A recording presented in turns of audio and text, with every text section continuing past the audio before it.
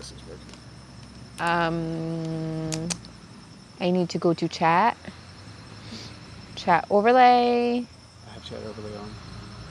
Yeah, but no, you did not. I just pushed chat overlay. Okay. Are we going to fight about it? We can Wait, fight about it. I know I'm broadcasting. Hello, I was going to wait till somebody showed up. People are so bossy, my friends. I'm outside. I'm in front of my garage. And I'm here for a Q&A. Ask me anything about what we're doing, what we need, who's coming in. Ask me about Afghanistan. Ask me whatever you want. These earrings were given to my mom by her father in Afghanistan at around the time of her wedding. They match my shirt. Green is one of the colors in the Afghan flag. There are 3 colors, red, black, and green.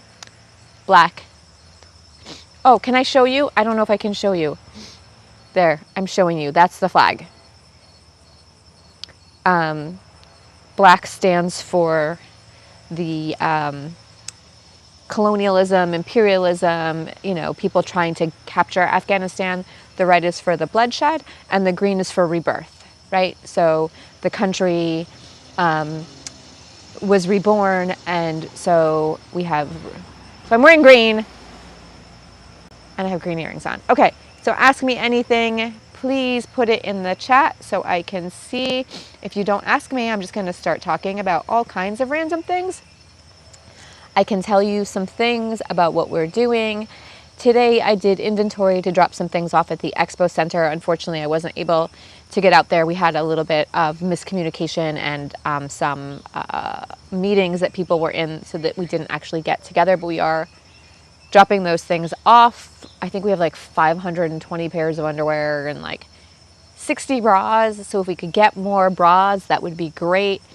It feels like a lot. For example, I have 50 tunic dresses, but there are thousands and thousands of women. So when I show up with 50, I feel great. And then I feel like, gosh, is there something more that we could be doing? If anybody's curious about how this is working right now, at least here in Virginia, what happens is people are getting off of flights, whether they are military flights or commercial flights. Leslie, my friend Leslie was going to ask what is most needed. Honestly, Leslie, everything is most needed. Leggings. So if anybody wants my address, wants to buy leggings in bulk for women, size medium, because they can up or down, whatever, just message me, right? Text me if you have my phone number, DM me, Facebook me, Instagram me. I will give you my address, my home address, and you can send over as many pairs of leggings as you can possibly send to me. You don't have to get these things from Amazon. As most of you know, I am available almost all day long. I'm responding to messages in all of the various mediums to make sure that things get to people. But last night, I have a cousin that's a pediatrician. She's actually a pediatric oncologist, but she's volunteering at the hospital. And she said that kids don't have shoes. So they don't have shoes. So we sent over a few dozen pairs of shoes. What they really need is like something that's slip-on or something with Velcro, something super easy in all sizes. We sent over a lot of bottles, pacifiers, clothing for babies and infants, pajamas. The weather's getting a little cooler right now, so heavier items are going to be in need. Our foundation is going to be doing a coat drive soon, so coats, hats, scarves, gloves. We'll be doing all of that. So the way it's working right now is people are coming into Dulles. They are at the terminal. From the terminal, they are going to the Expo Center, and then they're going out from there. So they're going to various military bases if they want to go to bases, if they have family or friends. Those people are coming once their immigration status is solidified. Like a lot of people who are coming in right now are coming in on just humanitarian parole, which is a really temporary. So we have a lot of lawyers on board. If you are an attorney and you want to volunteer, please let me know. we, through my firm, are taking on the case of a bunch of Fulbright scholars who are Afghan, some of whom are here in Arkansas, others who are on their way to Arkansas. So we're really excited to be able to help them. Not excited that they can't go home and share their knowledge and improve the country, but happy that we are available and that so many people are available to help them. Ask me questions, guys. I can't be out here all day, but ask me whatever you want. So I am going to meet today with a group of women evacuees. They were part of the Afghan Orchestra. So I don't know if you all read about the Afghan Women's Orchestra. A lot of them have evacuated, and the orchestra is made up of a bunch of other amazing women.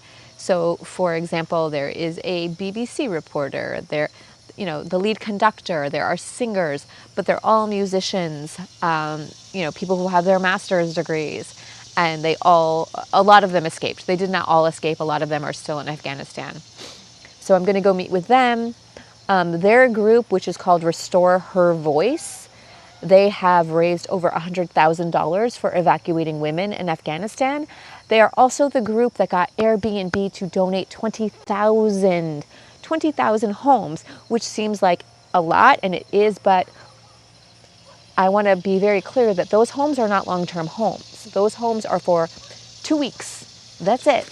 After 2 weeks, they have to get another place to live. So, it's really important that we're aware. Hang on, I get my doggy inside. Thank you. That the housing that Airbnb and the people are donating it's not long-term housing. So family members and friends are giving them housing. Now, are there resettlement agencies? Of course they are. Are they overwhelmed? Of course they are. So a lot of organizations are filling in the gaps there. And there are a lot of Afghan organizations. So I tell you, people have asked me who to give money to. Who should I give money to? I'm telling you who to give money to, and that's find an Afghan organization that is grassroots, that is working on the ground, and give money to them. I went to Lutheran Services yesterday to drop off some clothing, and it was fine, but there's not a single Afghan person there. So they took a very nice white gentleman, named John, and told him, you can be the escort for the men to do their shopping. And then they said to me, you can be the escort for the one woman. Now there were 12 men and one woman, and they were bringing them all together, which is not something that I would have done. I would have made sure that the woman was funneled separately. And I would have made sure that there wasn't a person who was working for another organization who just happened to show up to drop stuff off to be their escort, because I didn't have time to do that. I do know Leslie's asking about cities, and I do know where they're going.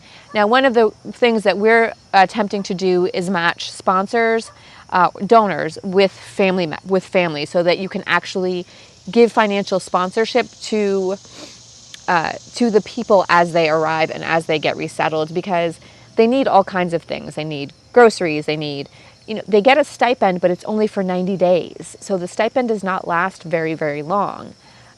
Almost all of them have case managers as well, right? So they have case managers, but the case managers are overwhelmed.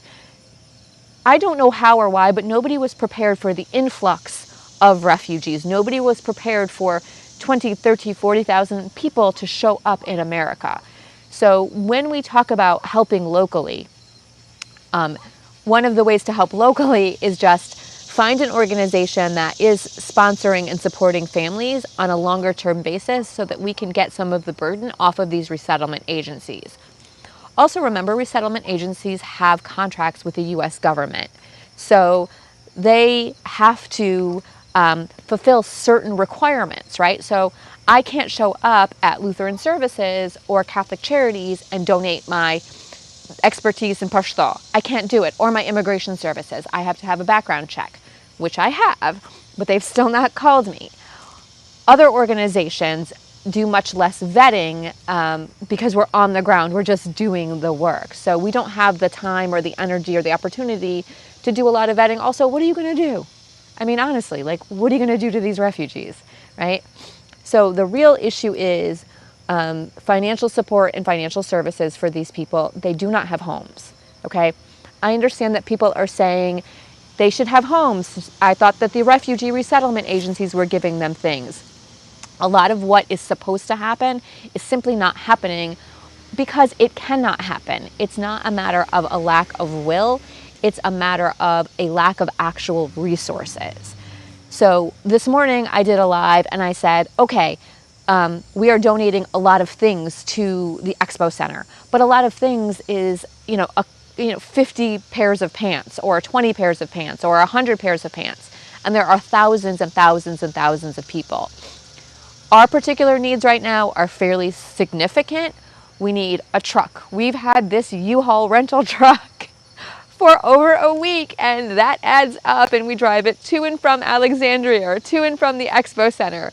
And it's $1 a mile. So we need about $5,000 to purchase a truck. And we're going to have our donation and our website go live very shortly. You guys can then hit the donation button and it will go directly to the purchase of a truck for us.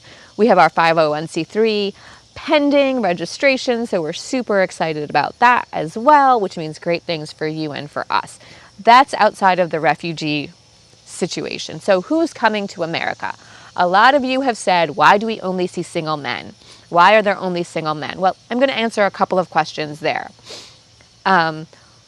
Okay, Aaron says, where can we send financial support for longer term housing? You can send it to us. As soon as I launch our website, you can send it over to us for longer term housing.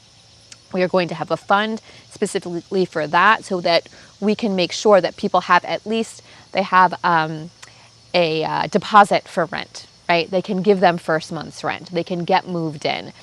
Some people are actually, we're trying to do is set families up with donors. So if you're interested in being a sponsor for a longer term for a donor, remember in Northern Virginia, housing is very expensive. So it will probably cost about $1,400 to $1,600 a month for a 2-bedroom apartment. If you maybe have a group of people, a bunch of people that you work with who are willing to give up a few $100s a month for that, that would be fantastic to do that, okay? I'm getting the sun in my eye, so I'm going to move you over just a little bit. Let's see where the sun is not. Oh, there we go. Okay, now you can see our truck. I'm a little bit crooked, but that's okay. Okay, so men are coming because the men are the ones who helped the U.S. Army. Okay, let's just be very clear. We say, why are the men coming? Why are the men coming? Because the men were in the military. The men are the one that fought alongside the Americans. They are the ones who are in the most actual physical danger. A lot of them cannot even get out of the country. They can't go to Kabul. Okay, they cannot move freely around because they will be noticed. And my understanding is that a lot of the top guys are being targeted. So while there is some sort of idea of amnesty, they're not going to let these guys go. And I have friends in the military, and you know who you are, who have been working very closely with people on the ground there to try to get them out somehow. So the men that have come are not just men who are freewheeling, coming out and trying to impose their Sharia law on all of you. They are men who worked with the Americans, and they are in extreme danger. So that's why they left, okay? And let me remind you all, a lot of SIVs are still there. A lot of people that worked very closely who have almost all of their paperwork completed are still in Afghanistan, and they're still in a huge amount of danger, okay? The other thing is, it's not all men. We have a ton of children and women. There are so many whole families because the SIVs came with their families. There are women who worked for USAID, and there are women judges, and there are women parliamentarians, and there are women entertainers. There are women journalists. There are so many women, and Afghans have children. We have so many children. So the people who are coming, okay, the people who are coming are not all men, but those are the men that supported the American mission. So next time you hear someone say, why are all men just leaving? Why are all men just leaving? Because the men are getting killed. That's why, okay? So men have a right to live. Also, here's the other thing. If women show up on their own in our society and in our culture,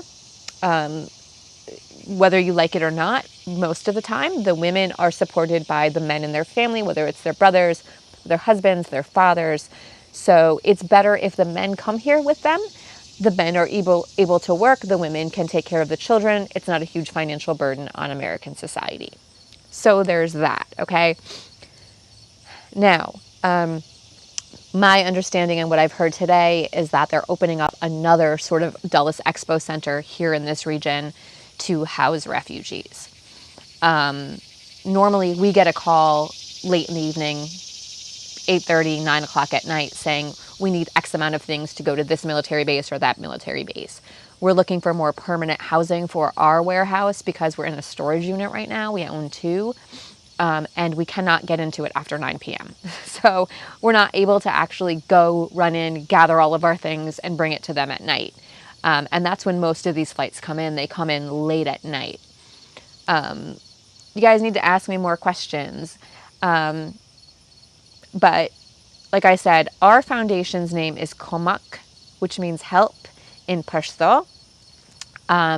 It is made up of my immediate family members. The volunteers have a much broader range, but we are soon to be hopefully a 501c3. Our accountant says that we can actually behave as if we are one as soon as our application is pending, which is great. We will be registered to solicit donations in about 10 states, but don't worry about what 10 those are, because if you give us a donation that's pretty big, we will register in your state. The website, I think, is going live. Is it going live today? I think it's going live today. That's my understanding. And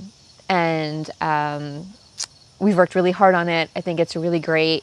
And we want this to be sustainable. We want this to be a very long-term project. We don't want people to forget about Afghanistan. We're talking to Chef Victor over at Taco Bamba, who's going to help us with a fundraiser doing some sort of specialty taco where, if not funds, because tacos really don't make a lot of money, at least awareness.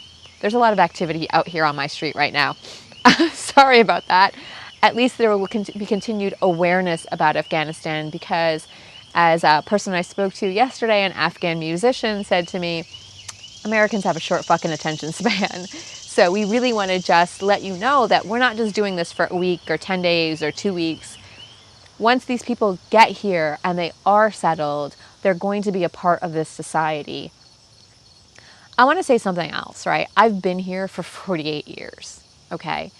And honestly, the hope is always to go home. So except for people who were, born and raised here, I think the hope for most of us was to go home. And so a lot of these people want to go back. They want to go back because you can't ever get home outside of your heart. Like, we make fun of people who are from like Arkansas or South Dakota or wherever, but it's home. So while we may mock you for it,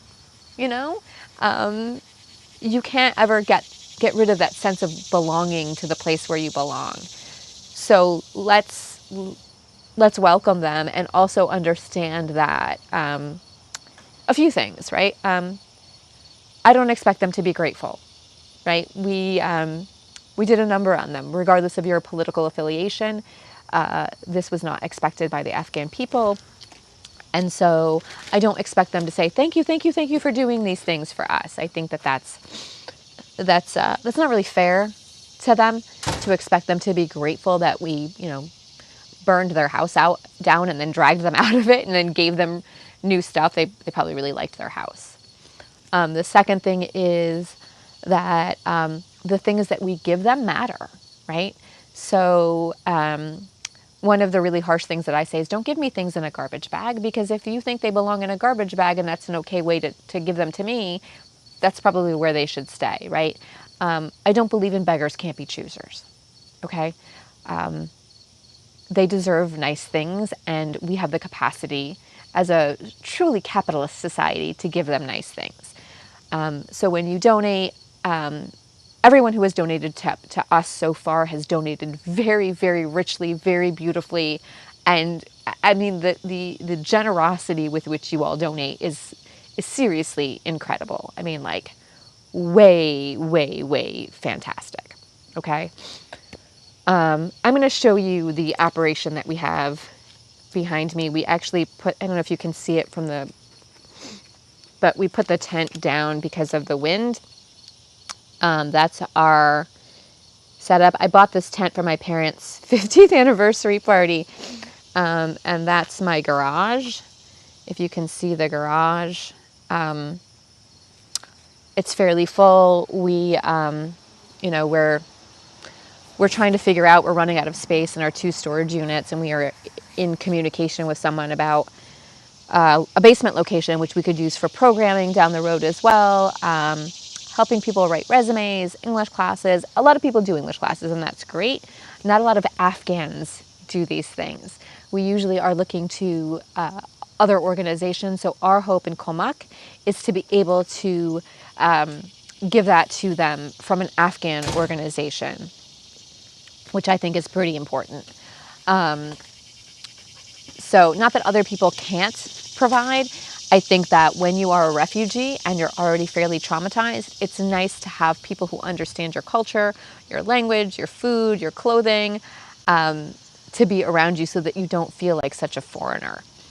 We have had people ask about housing and housing in locations that are outside of main city or central areas. And while that's very kind and very nice, our goal is to keep them within the community. For example, Northern Virginia has a huge Afghan community. So we'd really like to be able to keep them local, even though housing is more expensive. In some of the outlying regions of Northern Virginia, it's a little bit cheaper. And so we're hoping to be able to raise enough money to be able to get them into housing more locally so that they will have a community that they can go to. I don't know what time it is. I got to be at this meeting. It's 10. We have to be at this meeting shortly. And I don't have a lot of questions. Am I answering everything? Am I saying everything? Are you getting everything you need from me? Again, what are our major needs? We need to purchase a truck. If anyone has a truck that they'd like to donate, a box truck, a work van, something like that, please contact me. I'm serious. We really need one at least.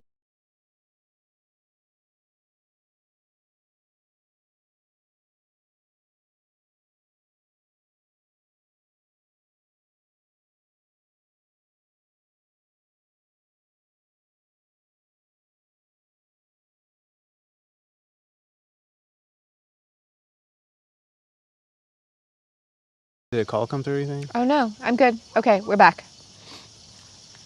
It'll just be to like give it a second. Okay. But I guess keep talking Okay. because it will be live. So we need a truck.